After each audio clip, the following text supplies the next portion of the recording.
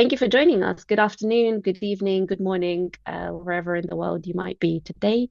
Thank you very much for joining us for the Hindu Kush Himalaya Innovation Challenge for Entrepreneurs 2.0. Very excited for this second challenge round.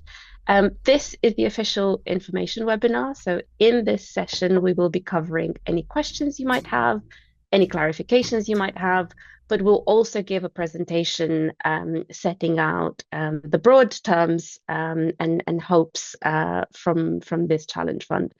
We will also hear some of the experiences from two winners from the first round, and also from some of the wonderful mentors who are supporting grantees throughout the selection process, but also throughout the implementation process. So hopefully you will have a better idea by the end of this session as to what does the challenge contain.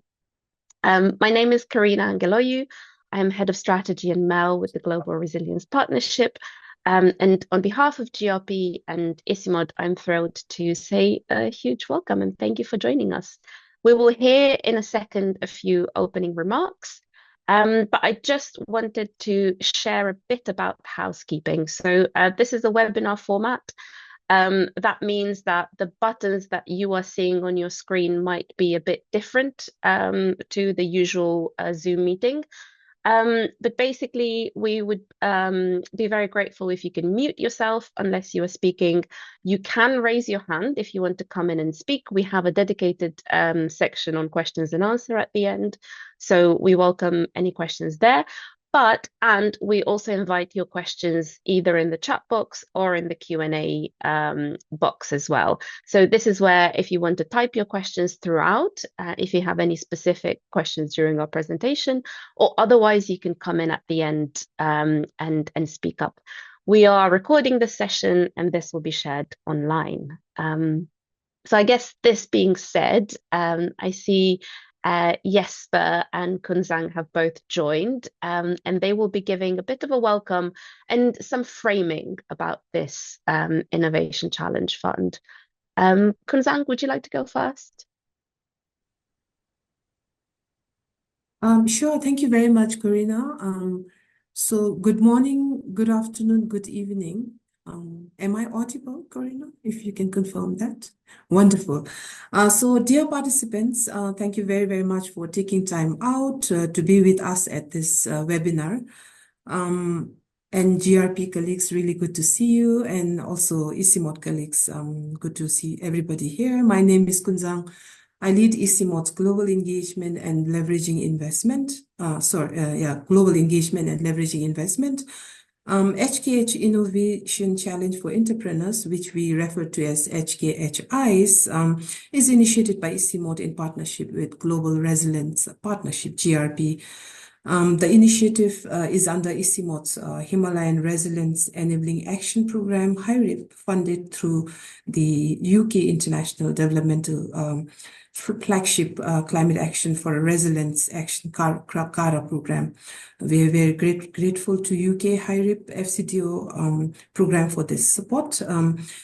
Colleagues, as you know, HKH region, known as the third pole, sustains life for over 240 million people in the mountains and about 2 billion livelihoods downstream. However, the region is confronted with several challenges, including climate change, ecosystem degradation, water scarcity, and so on, which really threatens its economy and overall resilience. On the other hand, there is a significant gap when it comes to climate finance to address these issues, and also our local entrepreneurs lack the resources needed to drive green and resilient innovation. The gap is glaringly becoming wider and wider. In response to this challenge, GRP and ICIMOD came together to launch the HKH-ICE. Of course, the first cohort was successfully implemented in 2024-25 with 12 winners. And as Corina mentioned, we will hear from some of our amazing winners, their experiences during the first cohort. And this is second cohort, really building on the success of the first round. The second phase aims to tackle the persistent structural barriers that limit or that kind of restrain the entrepreneur-led climate actions, including weak market linkages, underinvestment in the green enterprises, and also need to lift and empower our youth and women, among others. This will be done through a year-long program, including mentoring, leadership development, communication, resource mobilization, network building, so on and so forth. So really to outline the objective of this initiative, overall is to address the gaps when it comes to finance through nurturing and empowering untapped, innovatively green, climate resilience, and environmentally sustainable solution in the region from 4 countries of Bhutan, Bangladesh, in Chittagong Hill Tracts, India, Himalaya states, and Nepal. Specific objectives also include, firstly, empowering youth and women entrepreneurs, second, build entrepreneur skills and mentorship mechanisms, and third, very important, foster and create networks and investment, including the sustainability and continuity of the initiative itself. The focus of the challenge, we are looking for innovative, scalable solution that enhance communities' resilience and ecosystem across the region. Example, innovative climate resilience solution in agriculture, water security, and sustainable tourism sectors. The challenge initiative, through fostering and nurturing the region's untapped innovative solution, has also co-benefits of addressing the urgent need of climate adaptation and resilience, which is very pertinent when it comes to addressing the current challenges as well as future survival and sustenance. For ICIMOD, this is very, very important initiative for the HKH investment landscape, building platform where all the cohorts can come in, creating linkages, connecting solutions to investors and partner, and overall building the entrepreneurial ecosystem. We really encourage you to apply. Please do reach out to us anytime. Our contacts will be shared in the slides later and also on the webpage.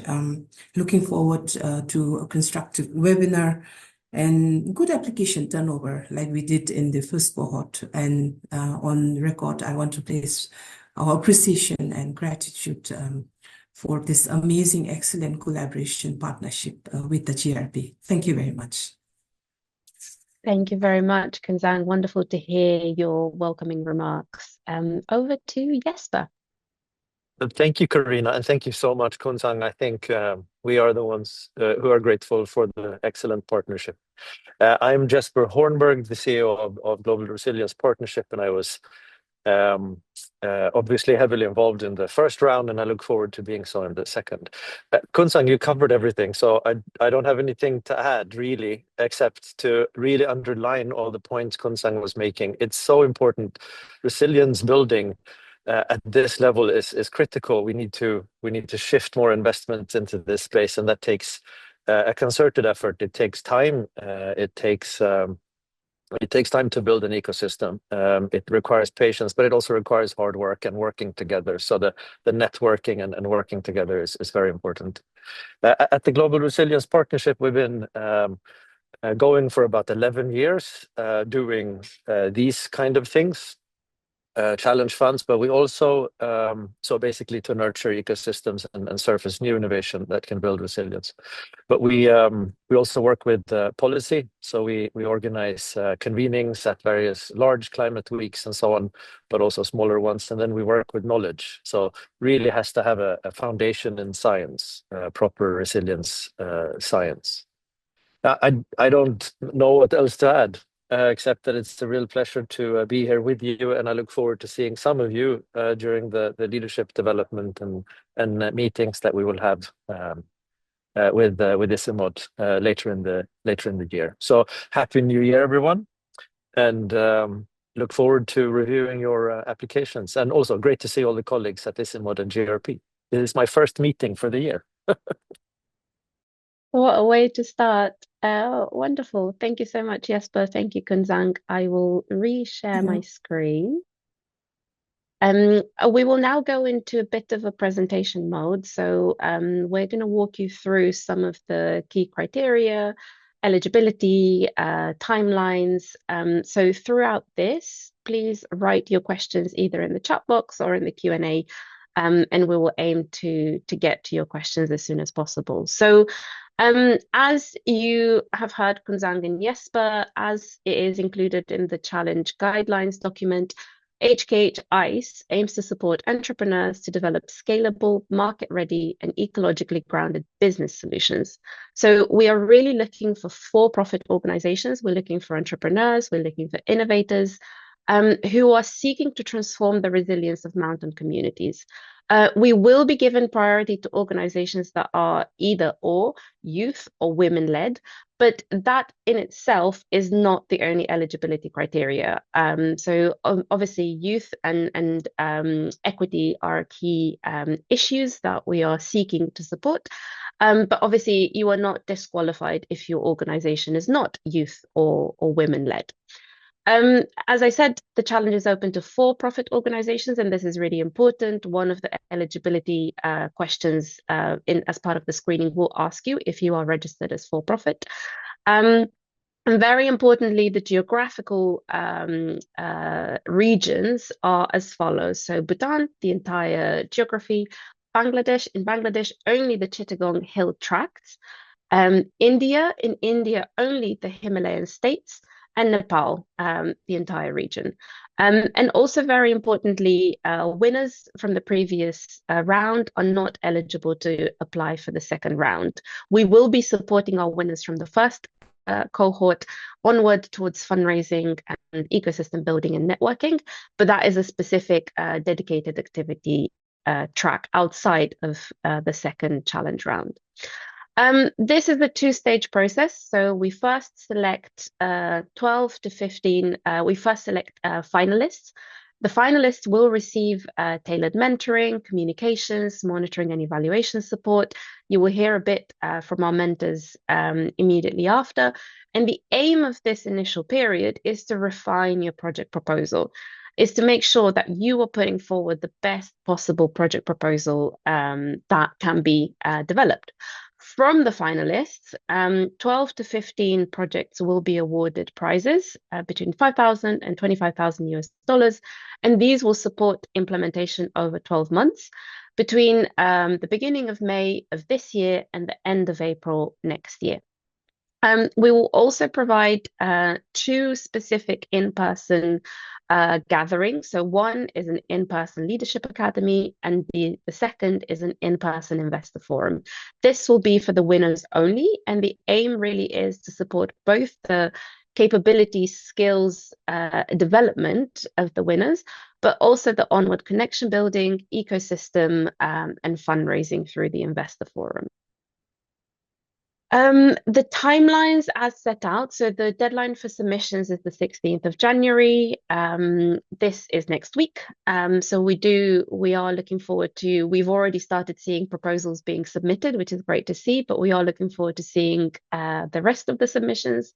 We will contact successful and unsuccessful applicants around mid-February. So we are working on quite a tight timeline. The successful applicants will receive, so the finalists will receive the support I mentioned to develop their projects. This will take place between mid-February and end of March. So the final proposal, so to say, will be due on the 31st of March. April is set aside to go through the revised proposals and due diligence and contracting. And we are aiming and planning for an implementation kickoff from the 1st of May. So everything essentially is working back from this date of 1st of May when we are aiming for implementation to start. The Leadership Academy, this is already scheduled. It will take place in Kathmandu during the last week of May. So again, hopefully this timeline provides a bit of a handrail, so to say, for what's to come in the coming months.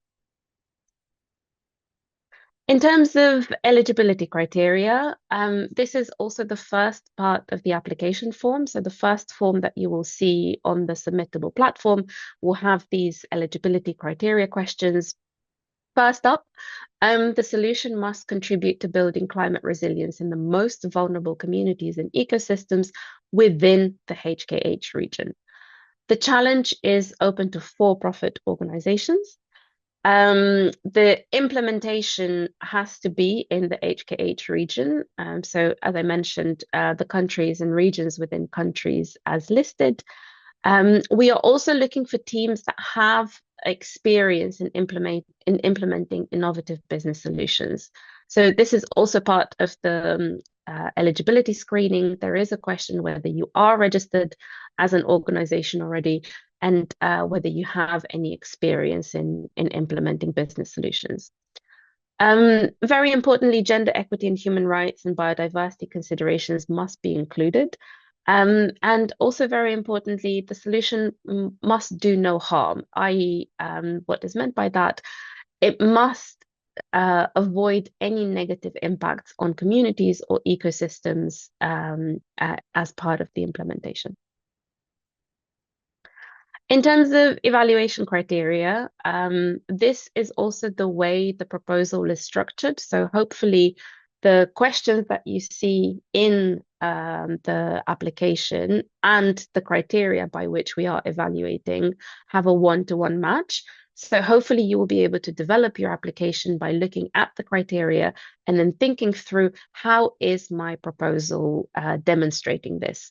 So how innovative is the solution? Has it been done before? Has it been done before, but not in the specific region or in the specific context or with the specific communities that you're proposing to work with? Please tell us more about this. Like, how is your solution providing an innovation? What is the potential for impact? What are the consequences of the activities, the plans that you are proposing? How are you addressing equity? How are you looking into gender dimensions? How are you looking into socioeconomic dimensions of equity? Again, we are waiting to hear like how you are addressing this. Likewise, how is it scalable? We do know, and this is something that we are trying to address through this challenge fund. We do know that funding for climate action, funding for climate resilience is very scarce. But what we're hoping to provide through these grants is a starting point for scalable solutions. So we're really looking to see what solutions can we support, what solutions might have scalability potential, and how do we then facilitate that process as well, which is why the Investor Forum is a key part of the Challenge Fund model. Profitability and sustainability. We want to understand a bit more about your business model, and it might be that that you're in the early days, that your operations might be quite early stage. That is completely fine, but we want to understand what are your thoughts and plans about your business model. What are your current assumptions that you are working with? Likewise, we want to know more about your team composition. So who is in your team? Who will do this work? And how is your organization set up? And last but not least, risk. So very important about risk. At GRP and ICIMOD together as part of HKH, we do like risk. Risk and innovation go hand in hand very well. But risks have to be mitigated and they have to be managed. So we want to see that you are aware of the risks that your particular solution or your particular proposal might face. But we want to hear how you will then mitigate those risks. So don't think, oh, I think my solution might be a bit too risky. That is not an exclusion criteria. What we want to hear and see and what we will be judging against is how are you mitigating? What is your plan for managing these risks? As it says in the note, all the evaluation criteria is in the guidelines. These can be found in the application portal, on the GRP website, on the ICIMOD website. There are links to the guidelines in all the possible places. Happy to take any questions. Please add questions either in the chat or in the Q&A in terms of this, and we can come to the questions in a second. But first, we thought it would be nice for you to hear from some of the winners from the first round and also some of the mentors and experts who are supporting this challenge. So I think I did see Build Up Nepal in our Yeah. panelists. Hi, Shweta, Hello. over to you. Yeah. So am I audible? Yes, you are. Okay. So Happy New Year, everyone.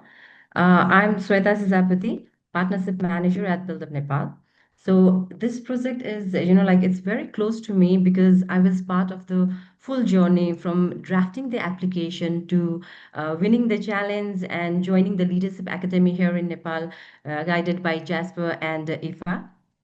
And then supporting my team to implement the work on the ground here in Nepal. So it has been a strong learning experience for me personally and for our team as well. So just a quick introduction of Build Up Nepal.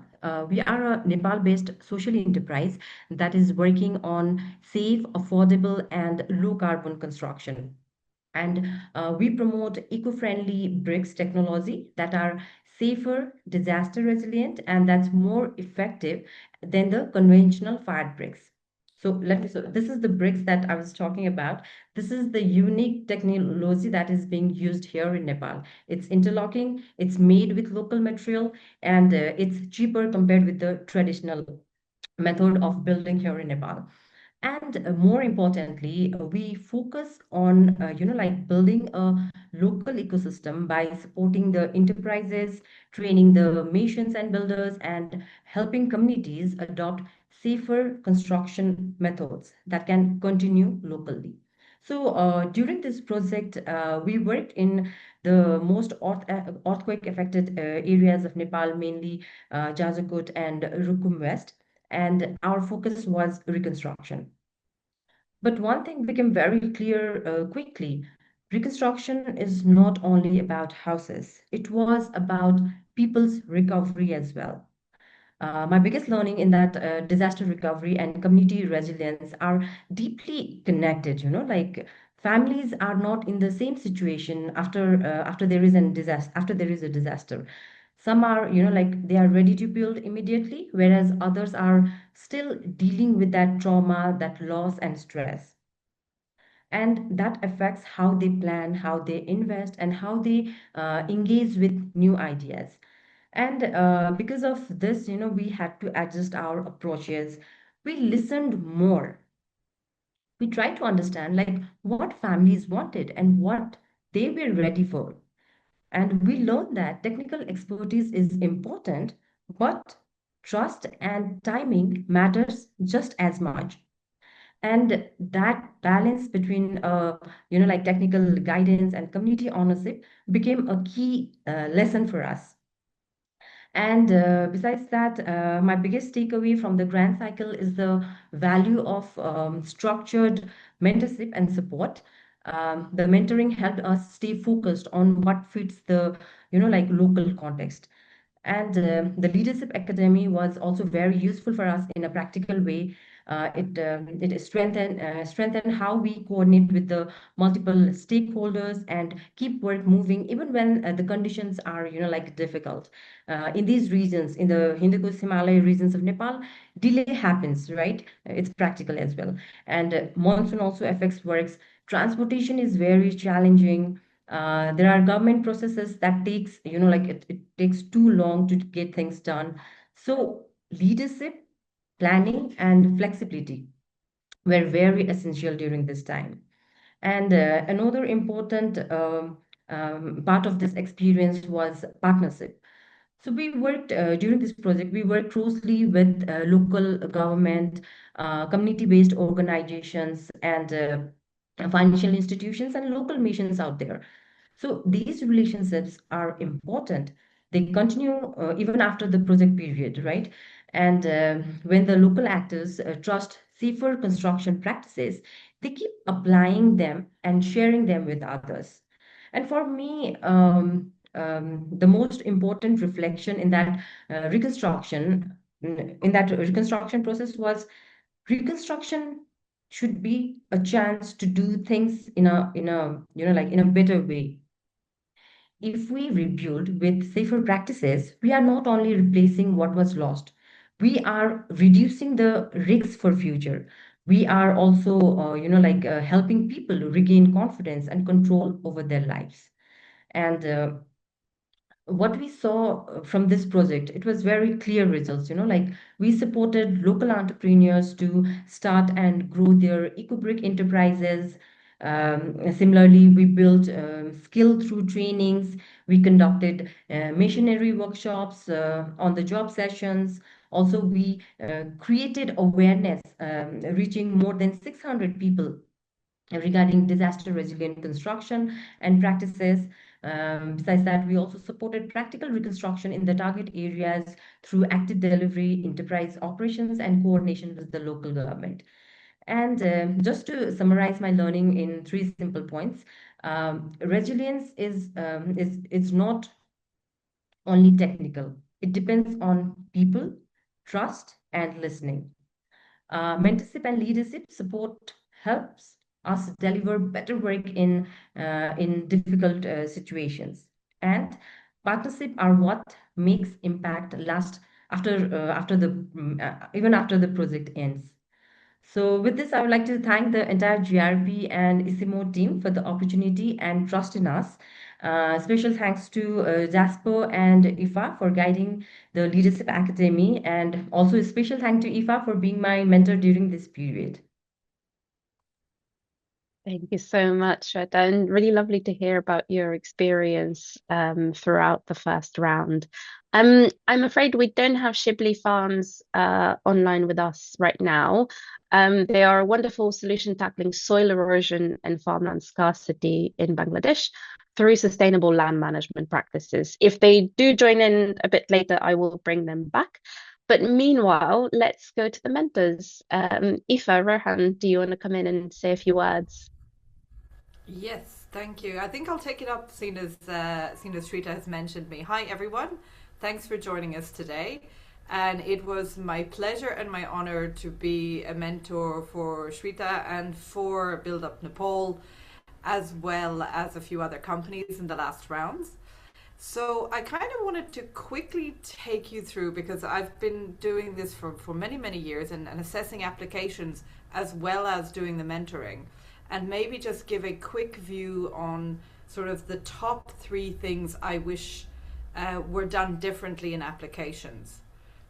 So when you're writing your applications, please keep these tips in mind. And number 1, it's very difficult and very easy at the same time, which is to keep a beginner's mind.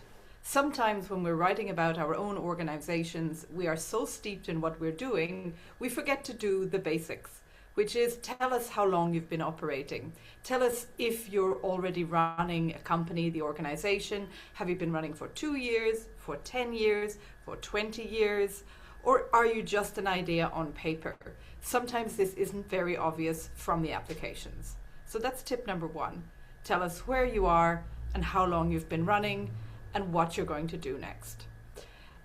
Number 2 is I see repeated texts in each of the sections. I think Corina has gone through the sections with you, sort of risk, innovation, and all the other things we've just done on the other slide. Use each one of these sections to tell us something new about your organization. So be aware that when you're filling in the sections, we should be learning something else that you haven't told us in another section. And number 3, we're now seeing, along with the rest of the world, a lot of generated text in our applications. That's fine, there's no problem, and we understand that there are many different languages and many different scripts used in the areas for the challenge, and we know that using generated text is a good way to produce correct English.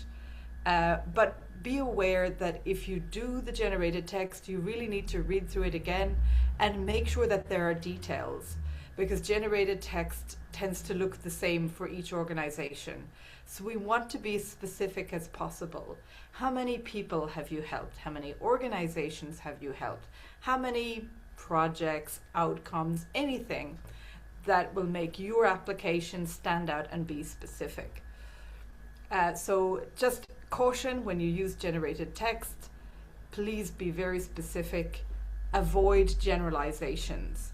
So when you say we will help with gender equality, great. How?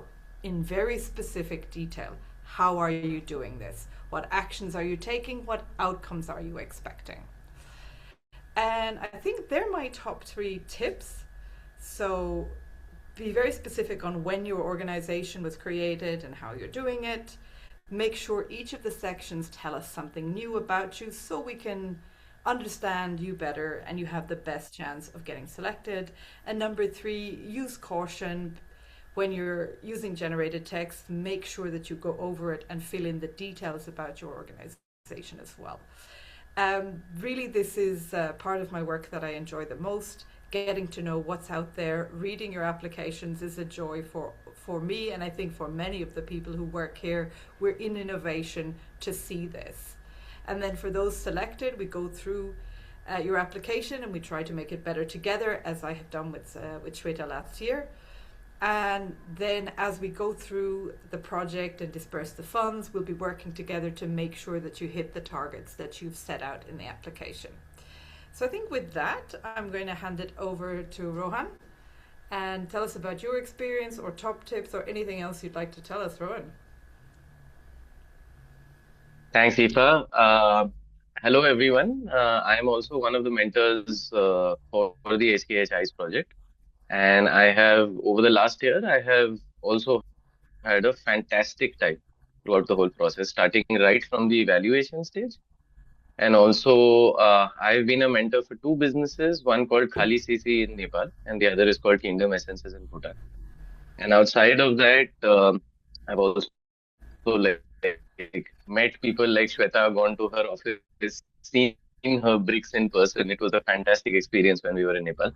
And I think Aoife did a great job of bringing up the challenges around the applications. I just like to reiterate that I think, especially with using AI, if you need to, that's fine. But I would say that it is necessary to have clarity and be clear over more text or more volume. What we came across over the last few stages that I've looked at applications is sometimes people feel the need to write longer applications or, fill in a lot of details. And especially with the use of AI, sometimes it feels a bit unnecessary actually, because there is a second thing again, like Aoife said, I will mention this again, is please be clear about which stage of the application you're at, which stage of the business you're at. So whether you've been operating for a while or if you've developed a product, are you in talks with someone to distribute your product somewhere? So for instance, we had these challenges with a few people last year, where we only realized much later that they were at a far more developed stage of the business than we had realized originally by seeing the applications. And I think it's important for you to bring that out, to show that, okay, if I have this product, which stage am I at? What am I doing? And especially if there is interest in your product outside, if there are people who are giving you a chance, if you're distributing through someone else, if you're in conversations with bigger players in the area, market access is quite important. So please bring that out. And like Aoife said again, just be a little careful with using AI, because sometimes the clarity of what you're trying to say is lost while generating large volumes of AI.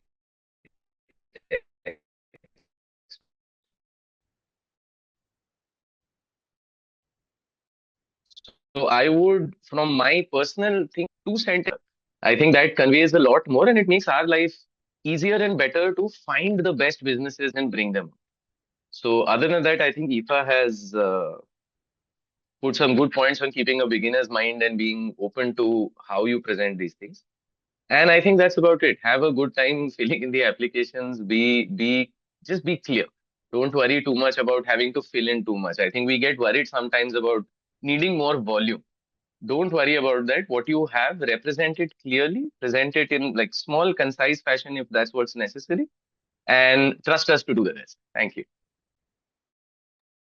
Thank you very much, Aoife, Rohan. Anu, over to you for your experience and any top tips.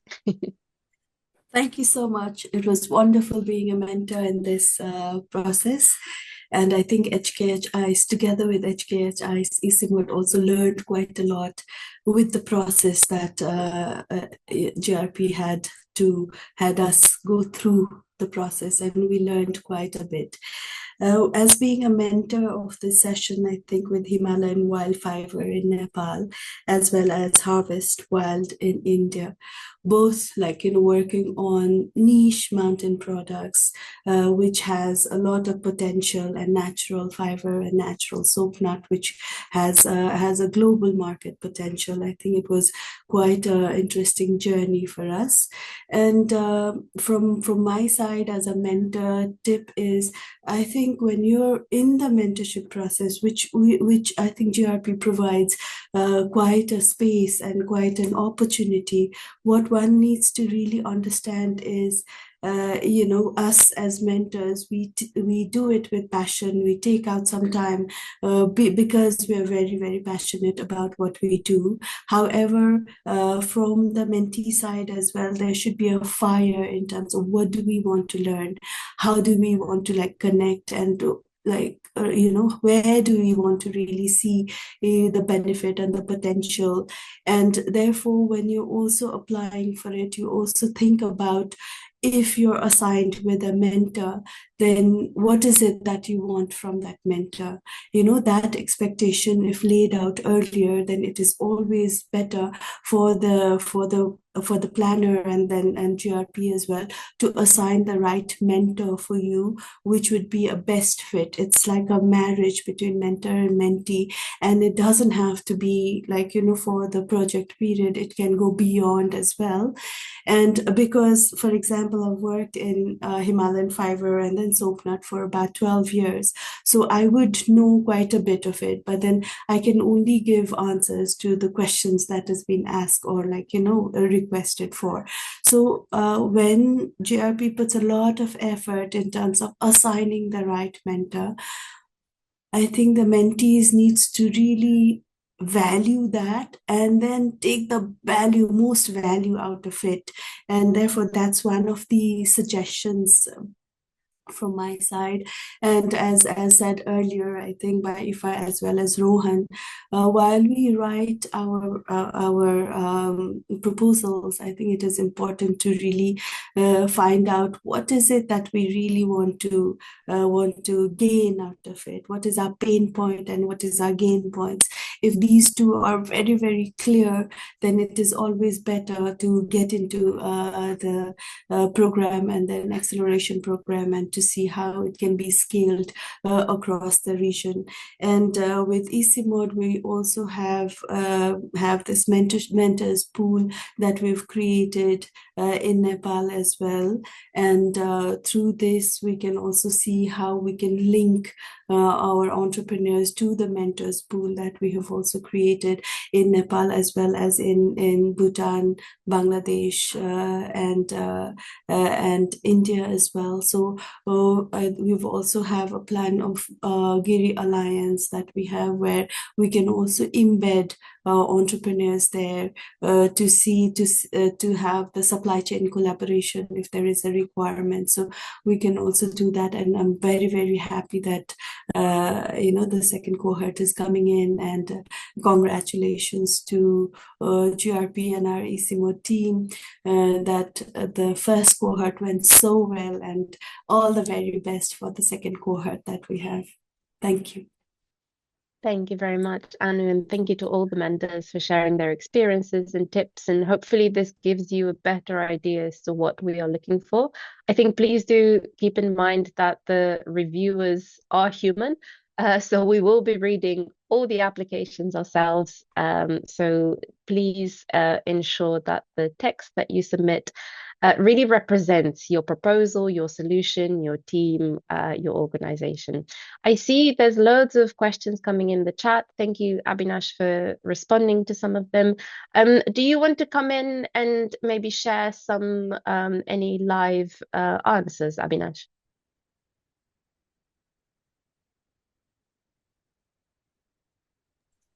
Hello. Hello. Yep, we can hear you. Yeah. We can hear you well. Yeah, I can see a lot of, thanks, Corina. I can see a lot of questions around what should be the budget that we propose. Do we have to match the extra fund requirements? So I would say it totally depends upon, how much or what is the cost of implementation that you're looking for. Since we're only providing, we have a limit of 25,000 USD. And if the finance need is more than that, then it's better to specify and have a plan about how the extra money would be raised. And like Corina and everyone said earlier, once we have the finalist, we'll be helping you to refine the proposals, make it realistic, make it have a proper go-to-market strategy and all. So that's one. And there are a few questions around if someone can apply and the implementation partner can be a different one. To answer that, I think the company that is applying to this program, that should be the first and immediate implementing partner. Of course, you can have other partners who would be helping you to implement the proposal, but we're looking to have a for-profit company who is actually focused on solving the problem and also being the implementing entity.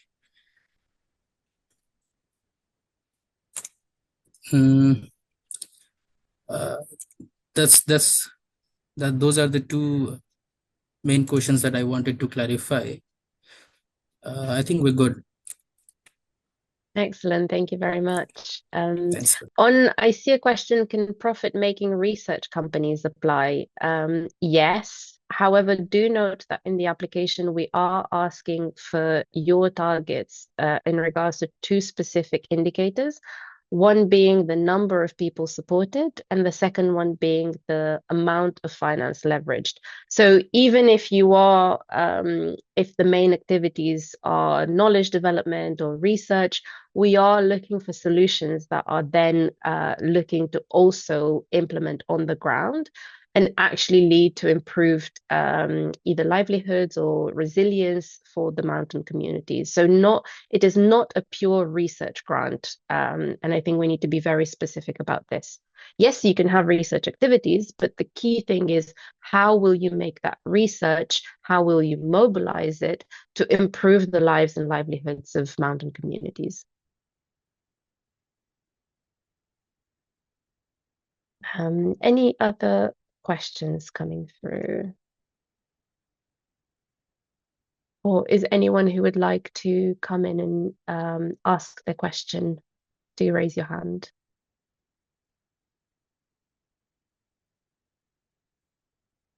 Can the brand, oh, Abhinash is replying to this. Can the brand which has the trade license apply?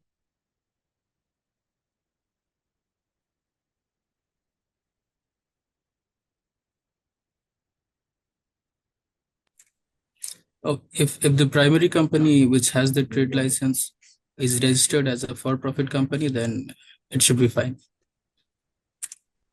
And do keep in mind that this will, so even if you are selected as a winner, you'll then undergo due diligence. And that's the moment where we start checking through all the different documents, your registration documents. And please bear in mind that these things will come up in the due diligence. So do specify things up front. So we have trade license for this. This is the brand. Again, as Aoife was saying, please be really clear in your application. Like, what is the organization?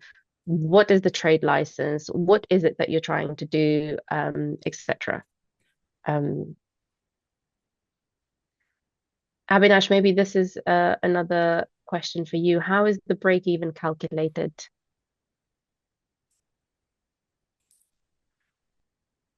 Oh, yeah, the Sanjeev Pokhriel. The break even, by break even, we mean if the proposal that you have proposed is something that you're already doing, and you're on a stage where you actually generate revenue out of it, and then there are sales and there are profits involved. So would like to know if you're already generating profit. If not, is there any plans to have a break even calculation for later future, and how the finance that the financial support that we provide will help that. So if we can have a bit more clarity around the financial aspects, that will help us to understand how sustainable the business would be. And the break-even question is optional, so we do appreciate that not all the organizations might be in that stage. But if you do have that information, please add it, as it would help our decision making. Just to clarify there, if you're already making profit, then it's assumed you're at break even. So this is really about at what point does your innovation cover the costs from sales. And I think, Abhinash, am I correct in that you wouldn't be taking in capex costs or something like that into a break-even calculation? It's purely on sales. Yeah, I think so, because this would be a separate proposal from what the company would be doing primarily, so it should be fine. Yeah.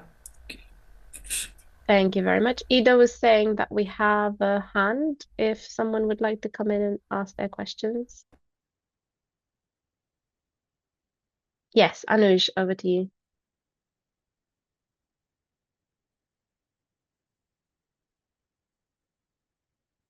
Would you like to unmute? Are you able to do so?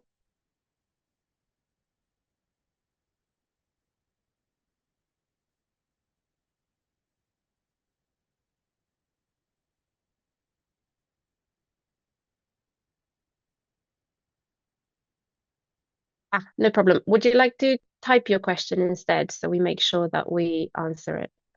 Oh, I see. It's in above. Apologies. I have been working on a pilot project on nature-based livelihoods that involves cultivating and sustainably marketing a Himalayan herb blend to generate income for high-altitude communities. Yes, this idea would be eligible, definitely eligible, as long as it is implementing in the eligible regions, so the 4 regions as noted.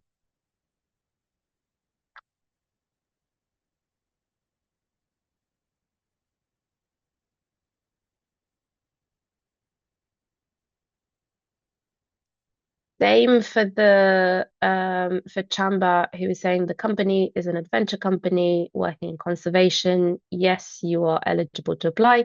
In the guidelines, we have included examples of the types of themes and sectors that we think solutions might be coming from, and sustainable tourism is one of them.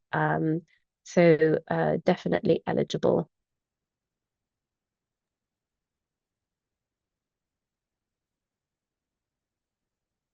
Any more questions? We've got another 10 minutes. Great to see the volume of questions coming through.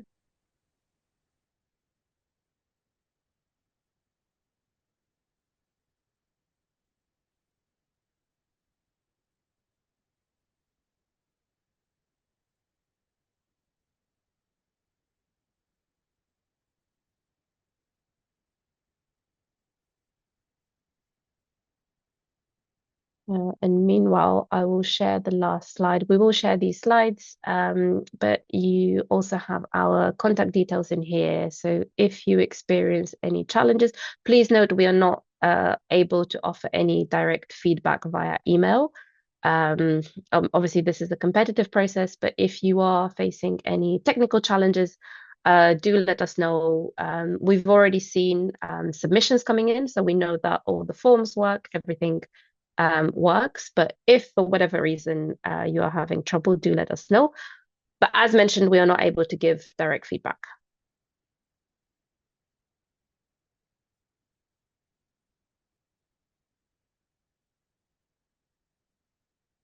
And no problem for joining late. We will be sharing the recording and the slides after. And I see Avinash and Rohan, you're both typing answers. Would one of you want to voice your answer? I think this one is already answered by you earlier. That venture company one. Yeah.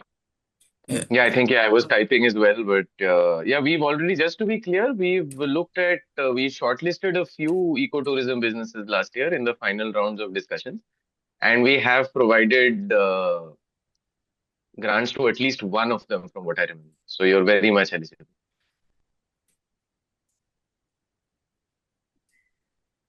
Wonderful. Well, let's give it a couple more minutes and see if any new questions come up.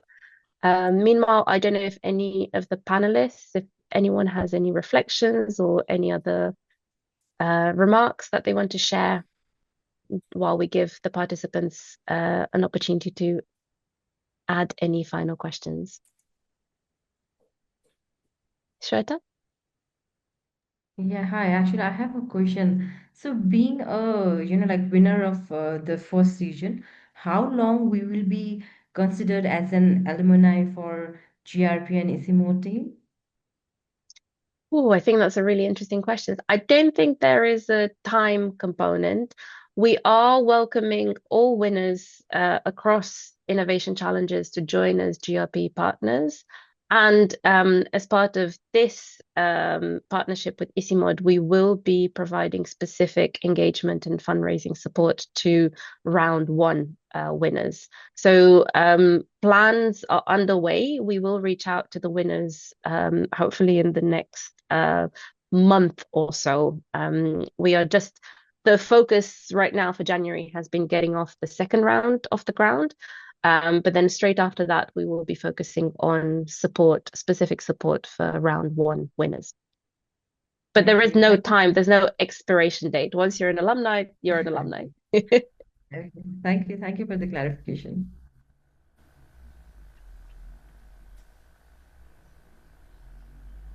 Hi, Karina. I was just going to add, Jesper's got his hand up, but I was going to add very quickly that it's worth thinking about your indicators from the start, from when you do the application, because they're not simply things that we're asking for to judge the application.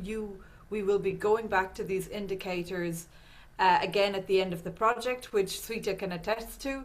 So it's really worth thinking about what's a useful measure, what could be measured without placing too much burden on your organization, and how you're going to do this. And we need to see this ideally from the application forward.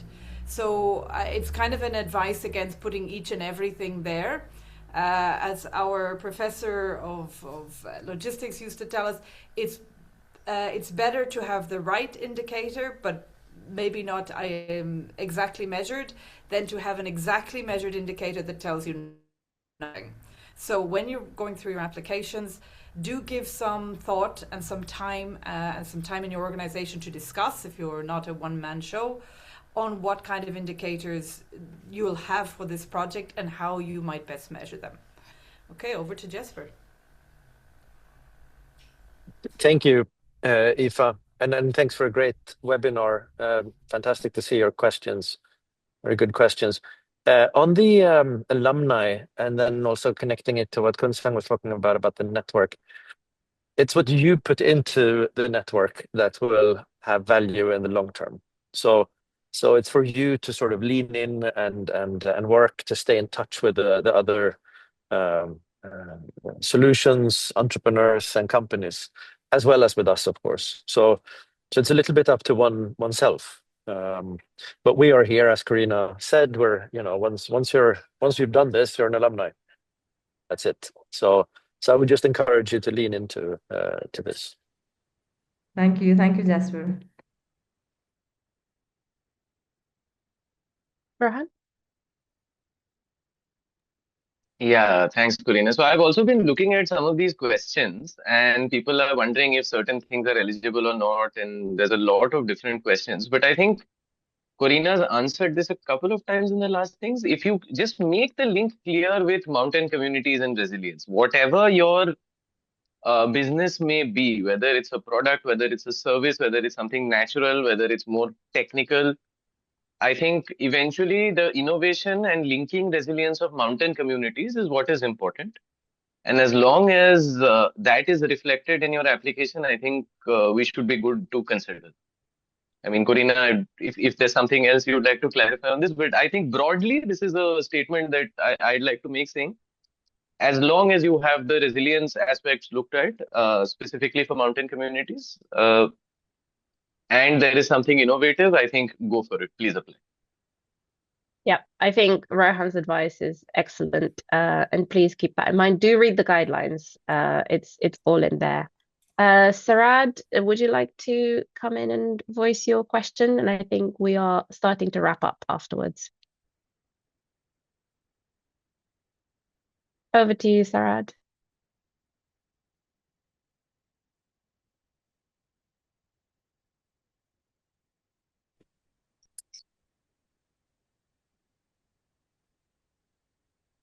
Can you hear us? I see you've unmuted. Please go ahead.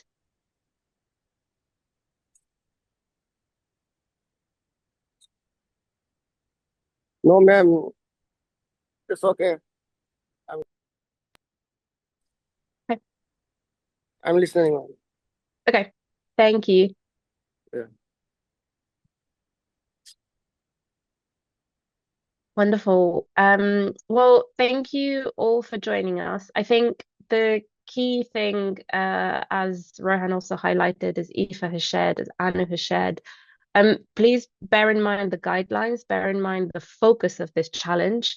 All the information is on the website in the application form.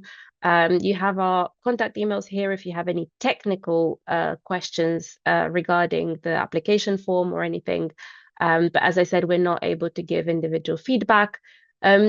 Ultimately, we are seeking solutions that will lead to a direct improvement in the lives and livelihoods of mountain communities. So bear this in mind as you're thinking through, am I eligible? Am I not? Should I do this? Should I not? Keep this in mind. Keep in mind that the reviewer is a human. You might develop or get translation support from AI or LLM models, etc. As Aoife and Rohan have said, this is perfectly fine, but make sure that the text is not generic. So if you see loads of generic words, please make sure that they do reflect who you are as a company and what your solution is doing. There's not a huge amount of text, so the application form is relatively short. So please make every word count, and the more specific, the easier it will be for us to select a great set of solutions and support innovators and entrepreneurs. With this, thank you so much for joining us today. Thank you, colleagues. Thank you, everyone who dialed in. Thank you, mentors. Thank you, Shweta. Thank you very much for your time and good luck. Looking forward to seeing all the applications come in before the deadline. We will not be extending the deadline. So please write that down, put it in your diary, and make sure that you meet the 16th of January deadline. Thank you very much and wishing you a wonderful rest of your day, wherever you are. Thank you. Have a good afternoon, evening, morning. Thank you, Corina. Thanks, Thank you, everyone. everyone. Thank you very Bye-bye. much. Thank you, Jasper. Thank you. Thank you, Thank you, Karina. sir. Thanks, Thank Corina. you.